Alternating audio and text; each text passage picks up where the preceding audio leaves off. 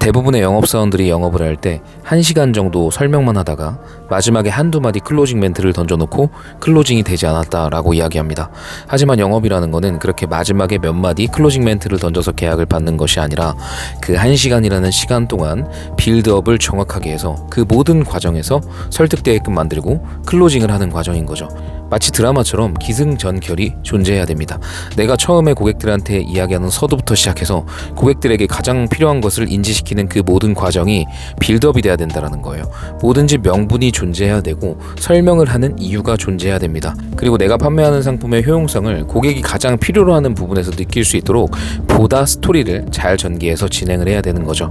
그런데 대부분의 분들이 아직까지도 고객을 만나면 그냥 외웠던 거, 그냥 가지고 있는 팜플렛, 그리고 만들어 놓은 PPT를 통해서 그저 설명만 하고 오는 경우가 많은 것 같습니다. 당연히 설명을 하니까 설명을 듣는 사람들에게는 그냥 지루할 뿐이죠. 재미있으려면 기승전결이 존재해야 됩니다. 우리가 드라마를 볼 때도 드라마는 항상 매 편마다 위기가 존재하고 위기를 극복하는 과정들이 존재합니다. 왜 매 편마다 그런 것들이 존재할까요? 드라마가 그저 흐름 없이 그냥 별로 대수롭지 않게 흘러간다면 사람들은 몰입하지 못할 거예요. 집중력도 떨어지고 재미도 없다고 느낄 거예요. 그런 것처럼 우리의 상담도 그저 천편일률적으로 설명만 하는 쪽으로 치우친다면 그 상담 자체가 굉장히 집중도 안 되고 재미도 없을 겁니다. 당연히 재미가 없고 집중이 안 되니까 고객 참여도도 줄어들고 질문도 많이 없겠죠. 그렇기 때문에 우리가 고객들한테 제공하는 상품에 대한 필요성을 설명하기 전에 고객이 왜 이 상품을 가지고 있는지 또는 왜 가입했는지 먼저 물어보면서 그 진짜 본질적인 이유를 물어봐서 스스로 대답하게 만들 필요가 있습니다. 보험으로 예를 들어 볼까요? 고객들한테 물어보는 겁니다. 보험을 왜 가입하셨어요? 그럼 고객들은 이렇게 대답할 거예요. 주변에 아는 사람이 권해서요. 또는 혹시 몰라서요. 이런 정도로 대답할 거란 말이죠. 그런데 제가 생각할 때는 주변에서 권한다고만 그 상품을 구매하는 사람은 아무도 없습니다. 결국에는 그렇게 명분을 이야기했지만 결국에는 유사시에 또는 어떤 상황이 생겼을 때 그 위기를 대응하려고 상품을 구매했을 거예요. 특히 보험 상품 말이죠.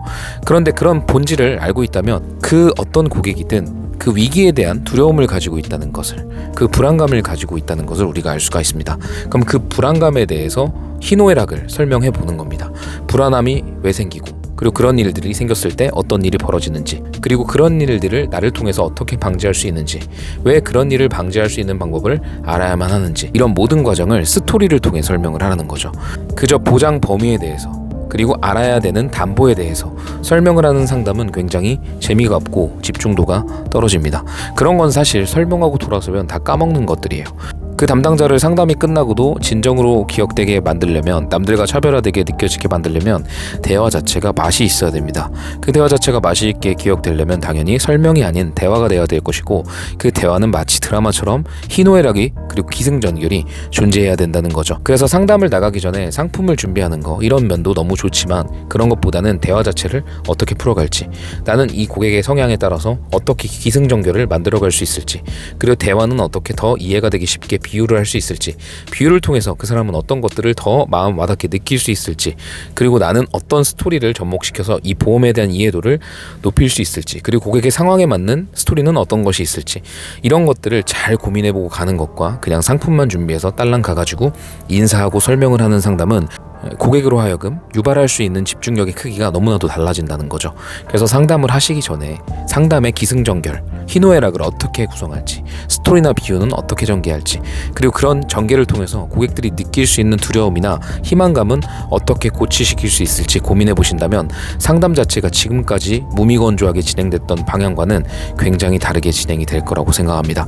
그래서 언젠가 한 번은 내가 직접 상담하는 거를 동영상으로 찍어보기도 하고 녹취도 해보면서 내가 쓰는 단어들과 내가 전개하는 말들이 그저 설명으로 끝나지 않았는지, 아니면 내가 정말 스토리를 섞어서 고객들을 흥미를 유발시키고 집중을 시킬 수 있었는지 한번 돌아보시면 좋을 것 같습니다. 만약에 고객들에게 상담하는 그 과정 자체를 즐겁게 집중력 있게 해줄 수 있다고 한다면 고객들은 헤어지고 나서도 굉장히 내가 기억날 것이고 그 상담 자체가 유익하다고 느낄 거예요. 고객들은 논리적으로 선택하는 거라고 스스로도 이야기하고 그렇게 느끼겠지만 결국에는 감정적으로 선택한다는 것을 우리가 알아야 됩니다. 이건 이미 사실 아리스토텔레스의 수사학에서도 나오고 있고 여태까지 많은 구매 심리학, 행동 심리학 같은 이론에서도 나오고 있는 부분이에요. 고객들은 감정으로 선택을 합니다. 그러니까 그 감정이 나와 연결되게끔 만드는 게 가장 중요하고, 감정이 연결되게끔 만들려면 스토리만큼 좋은 게 없습니다.